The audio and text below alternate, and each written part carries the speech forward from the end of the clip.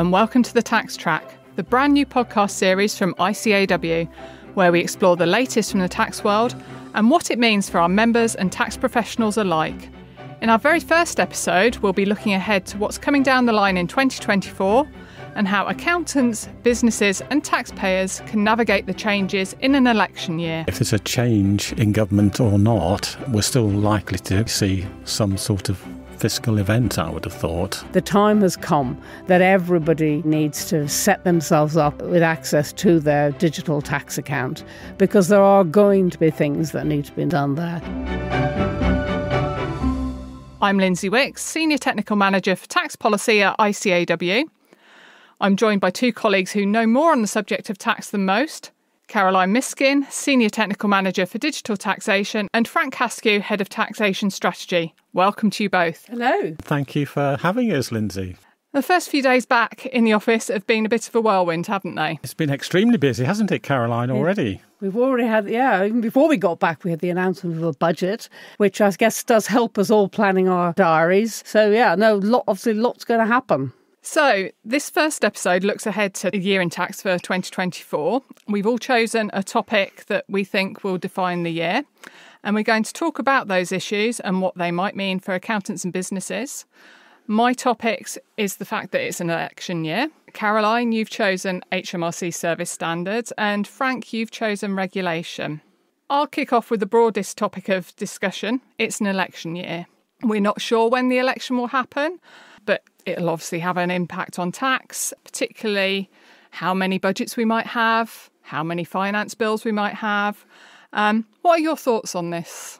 I must say I'm intrigued about how many finance acts we might have this year, because they're obviously at pace in passing the current finance bill, aren't they? And that's going to be passed, I think, in the next month. Are we going to then have another one, do you think? I think we will. Yeah. After the budget, because this finance bill hasn't set the income tax or corporation tax rates and their annual taxes, and we need a finance bill to enact those every year. So I think the likelihood is that 1 week after the budget on the 6th of March, we'll probably have another finance bill. Possibly another after an election. So it could be a busy Finance Act year. Yeah, and certainly not a year with the one fiscal event that we would all like to see. Yeah, certainly. Thinking ahead to the budget, there's already a lot of speculation about tax rabbits coming out of the hat. What are your thoughts on this? Well, IHT seems to be the perennial that everybody talks about, the replacing pension reform as being the topic that gets discussed coming up to every fiscal event. I think there has been a slight sense of dampening. I think it's worth people being aware that, IHT revenues are raising, and it's almost a straightforward choice between, income tax and IHT as to where the Chancellor decides to spend whatever headroom he might be able to find. And you do wonder whether, if people really were, that choice was put to people that starkly, where they would actually opt. Yeah, and the thing that strikes me as well with IHT is complexity, because we've seen it with the pension lifetime allowance, where scrapping the pension's lifetime allowance has led to 99 pages of new legislation. And so, is it going to be scrapping IHT for everyone? We've got the 10-year charge for IHT on trust. Would that remain? We're into an election year, aren't we? It's going to be electioneering. So on the face of it, IHT potentially really only affects a small number of people, but grabs a lot of headlines. But I think most people would prefer either, the unfreezing of the rate bands and thresholds or a reduction in income tax generally. There's certainly scope for reforming IHT. I mean, there's been a lot of good work done by people like the IFS and others.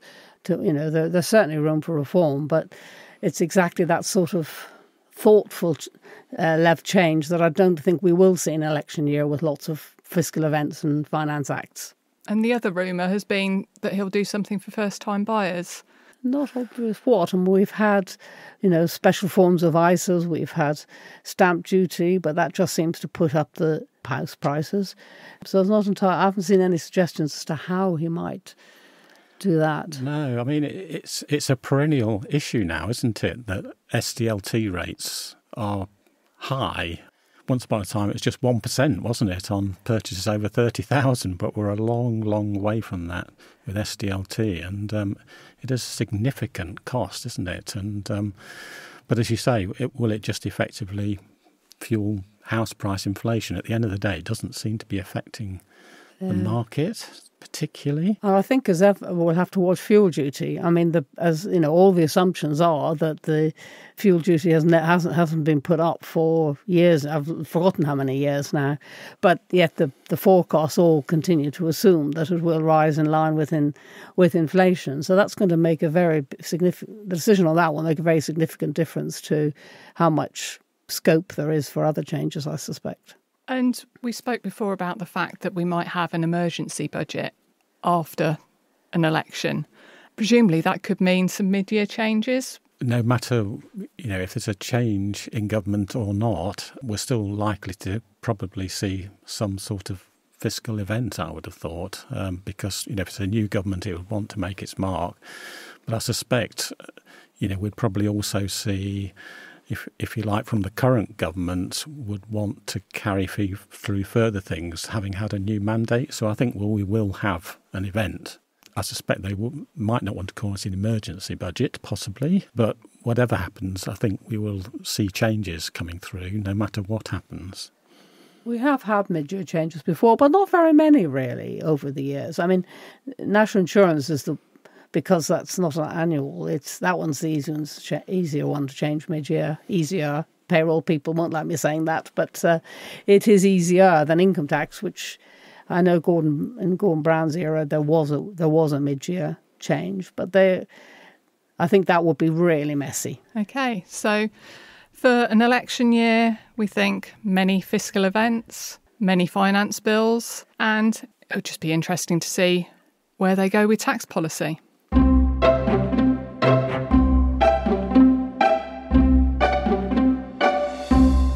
Which brings us nicely on to Caroline and service standards. Yes, service standards was certainly a dominant theme in 2023, and I think it will continue to be in 2024. I mean, as we record, there are significant restrictions on the self-assessment helpline, both for agents and for taxpayers.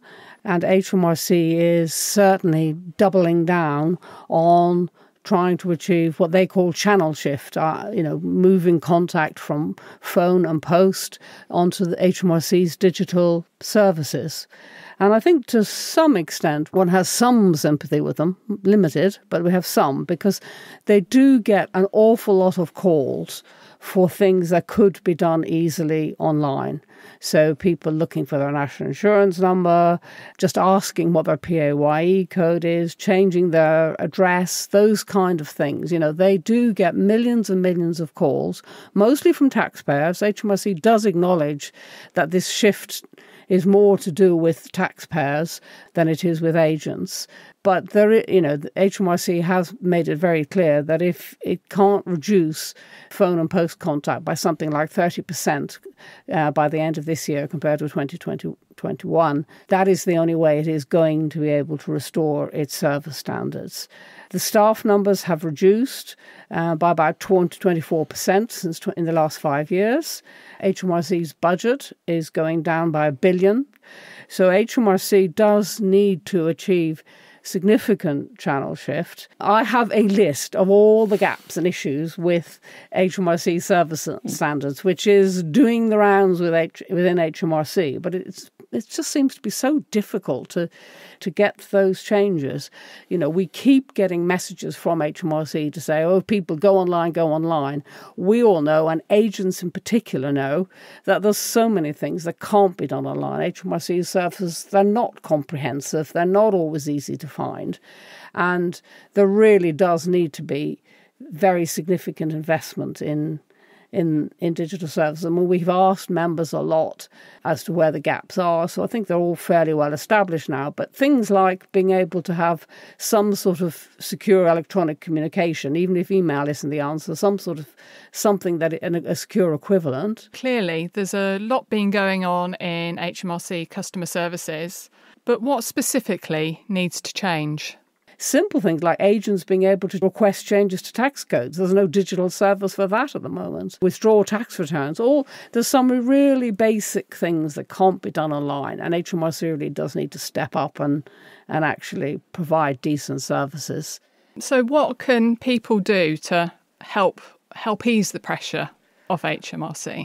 Well, I'm not sure that there's a lot that agents can do, but I do think as a tax profession as a whole, I think we should be encouraging as many people as possible to download the HMRC app. I think we are getting to the point that even if somebody is represented, the time has come that everybody needs to set themselves up with access to their digital tax account, because there are going to be things that need to be done there.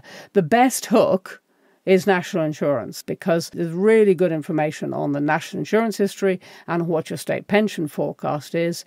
And we are sure that coming very soon is actually going to be a fully electronic method of paying voluntary class 3 national insurance contributions, which will be a significant thing. So it is well worth everybody really encourage clients, friends, family, everybody, to actually think the app first, because it is slowly and steadily improving. Yeah, and national insurance, of course, with Class 2 going from April, that's going to be a key one for self-employed people to check that their records Absolutely. Another reason. Thank you. Yeah, another reason why people need to have that app, because if you're not paying the Class 2, you need to be doubly sure that you're actually getting a credit for the year. So Frank, what's ICAEW been doing to try and improve things for our members? Well, that's a good question, Lindsay. I mean, Caroline has been an absolute Trojan in this area, I have to say. But we have been trying to hold HMRC to account in this area for quite some time. And it's a number one concern of our members from the postbag. I mean, Caroline and others are getting emails about this every single day and every meeting we go to of members. So, I mean, we've been putting out press releases. We have had our CEO, Michael Litzer, putting out press comment on it. Every single forum that we have with HMRC, it's like front and centre, isn't it? So we are doing as much as we can. And indeed, we're also working very closely with a number of the other professional bodies on it.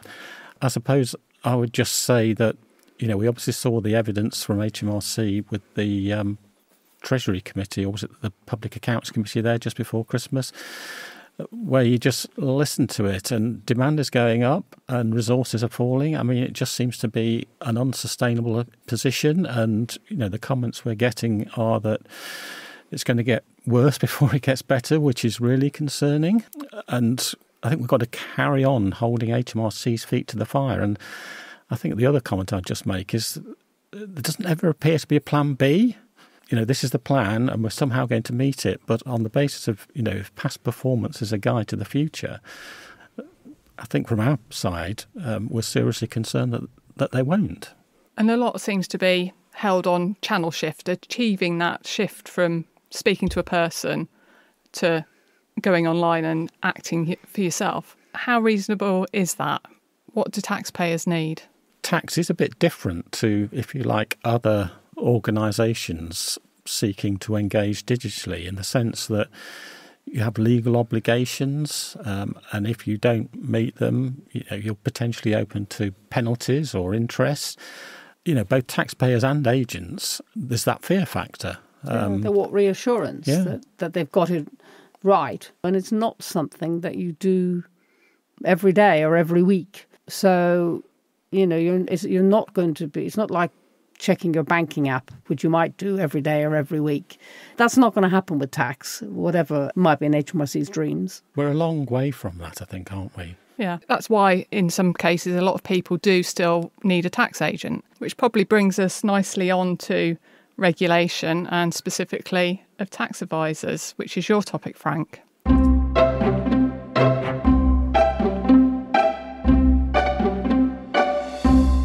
So Frank, what are the issues we're likely to be hearing about in 2024? Well, that's a very interesting question there, Lindsay. I think the starting point is that you don't have to be affiliated to a professional body to actually be a tax agent and interact with HMRC.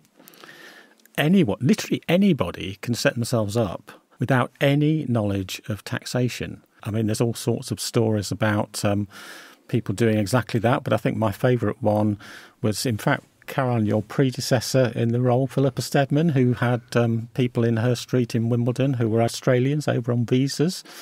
And she said to them, so, what are you going to be doing? I'm going to be becoming a VAT consultant, was the reply, to which her response, naturally enough, was, so what do you know about VAT? And the answer was, I don't know anything about VAT. But the fact is, anybody can set themselves up as a tax consultant, agent. That's problematic when we have a system which is potentially people who can't actually give the necessary, qualities of a tax agent. I mean, HMRC have had this, since 2016, have had the standard for agents, of course, which they expect agents to follow. It's like the professional conduct in relation to taxation light, I would say. But I think the trouble is that there's no requirements in it. It's expectation. And there are various things HMRC could do, but effectively it doesn't have any teeth, I would say. It lacks enforceability. And there's no requirement, for instance, to have professional indemnity insurance.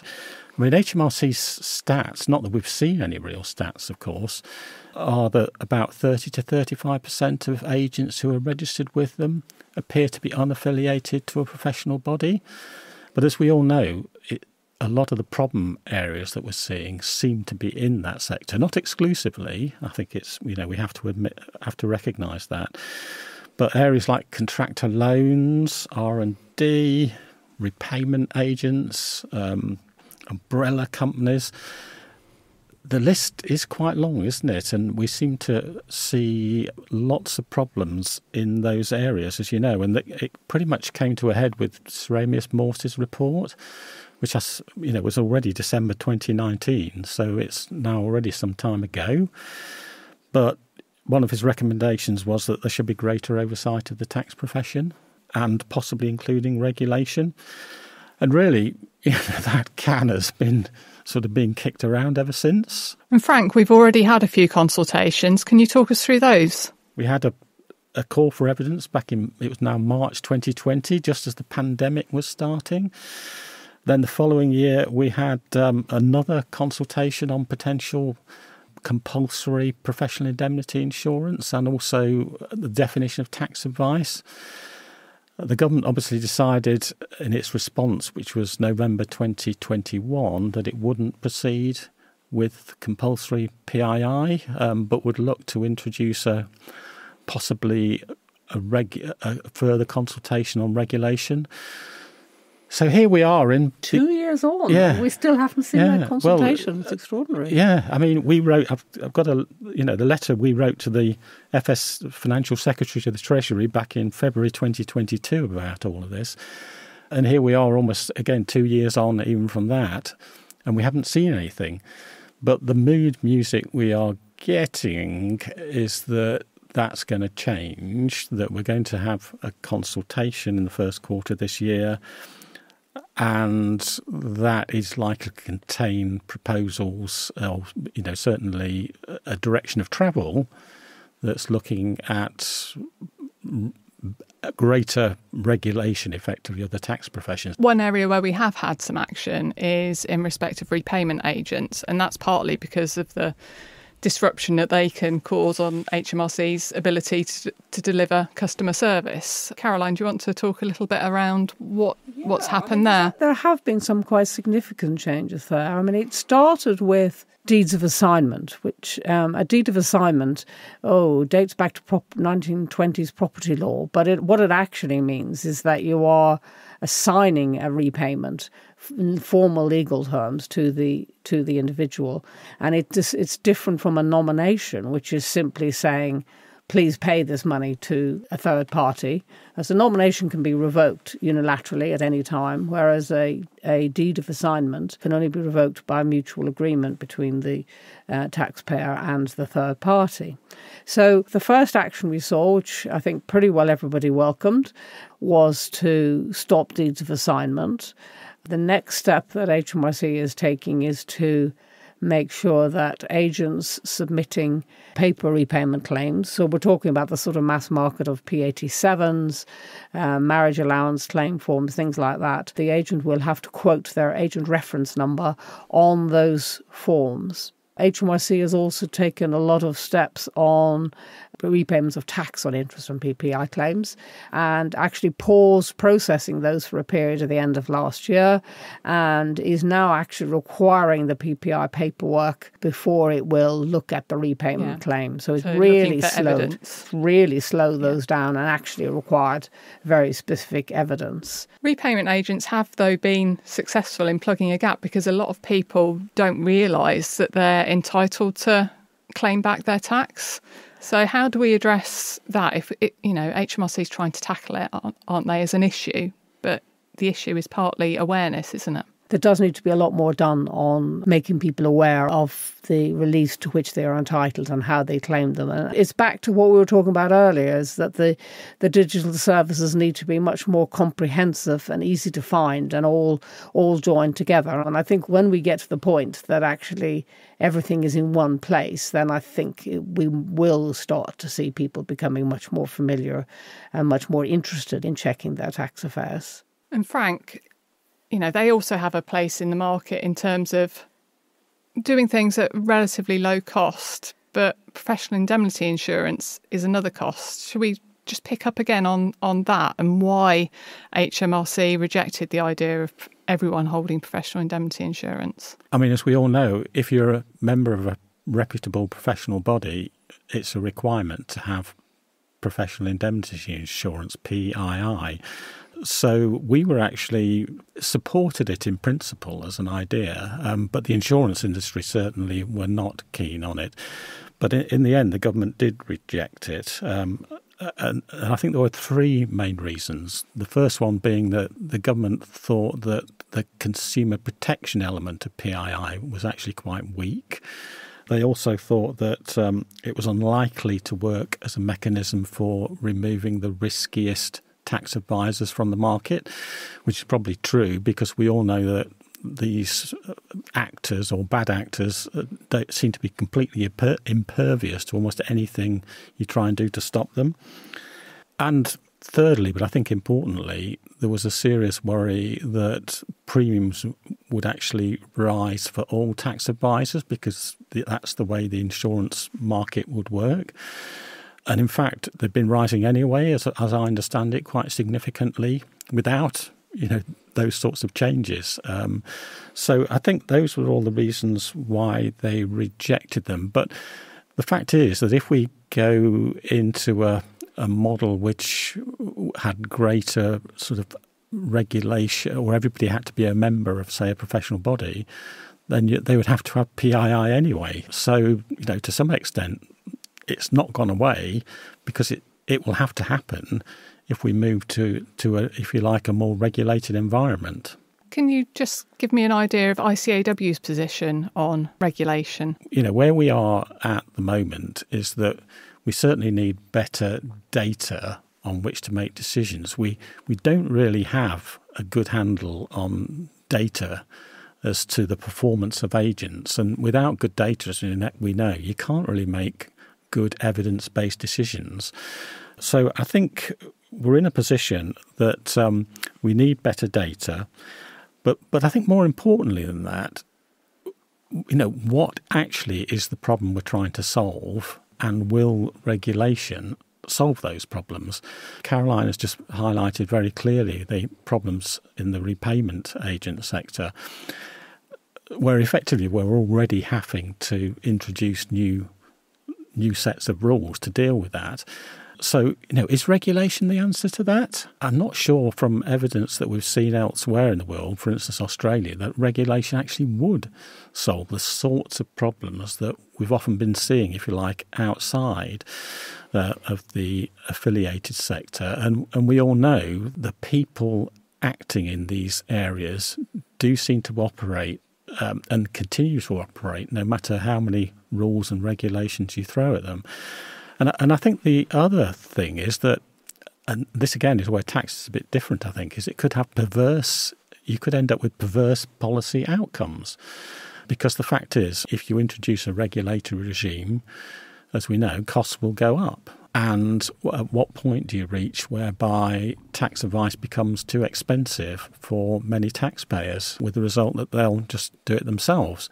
HMRC did have some evidence that actually just having a tax advisor did help improve compliance, although I've never actually seen any hard data on that. So it's actually a very difficult question to get right. And I think it will take years before we saw any sort of clear regulatory model emerging, I guess. And there'll probably need to be a transitional period as well. If we have a direction of travel set, I think, even if we have an election or a change of government, that we're then likely to see that continuing, I would say. I think there's going to be a lot happening in 2024. Whether or not we'll see something on regulation, we'll have to wait and see. Whether or not we'll see improvements in HMRC customer services, we can only keep our fingers crossed, can't we? But one thing is certain, we are likely to have an election and therefore a very exciting year in tax. That's it for this episode. Many thanks to Caroline and Frank for your contributions, and thanks for listening. If you've missed anything, we've included some links for further reading in the show notes, and if you found it useful, then don't forget to subscribe so that you don't miss an episode. You can rate and share the podcast too. We'll be back next month with the next tax track. In the meantime, why not check out the sister podcast from ICAEW? Insights provides analysis across the world of business, finance and accountancy, while our In Focus series offers more of a deep dive into various topics. If you're not already a member of ICAEW's tax faculty, remember that ICAEW members can join the faculty for no additional cost. Faculty members receive our monthly tax line bulletin. In addition, anyone can subscribe to receive our weekly tax wire bulletin containing the latest tax news from ICAEW. Thanks for listening.